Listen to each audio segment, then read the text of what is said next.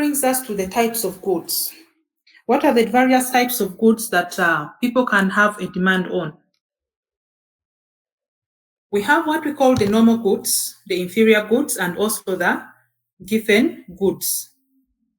The normal goods, you find that the demand increases with rising income, assuming constant prices and also preferences. And then the inferior goods, the demand will decrease with rising income. Still, we are looking at a situation where the prices and the preferences remain constant. For example, the carbohydrates. And then the given goods. In these goods, you find that the demand curves are upward sloping instead of downward. And this is an unusual case whereby the consumption increases as the prices also increase. Then we have the Endel curves. These curves illustrate the relationship between income and the quantity demanded of a specific good. And here still we have to make sure that we are holding the price and the preferences constant. Once there's going to be a change in the price and the preference, it's going to lead to a shift in the nature of the curve. And they start from the origin and represent how demand changes with varying income levels.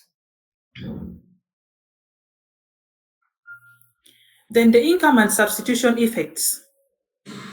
Price changes affect demand through two main effects, the substitution and the income.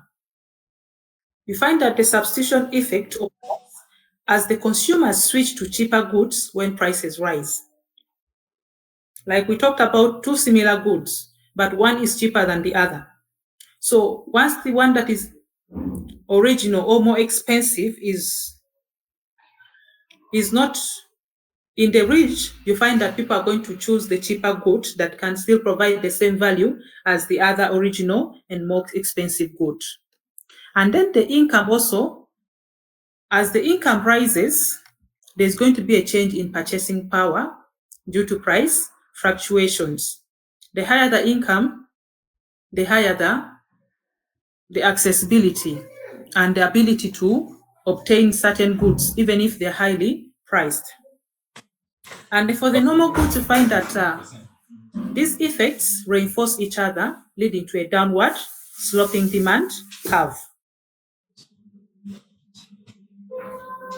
The production of nutrition. Various inputs relative to a production process influence the nutritional status.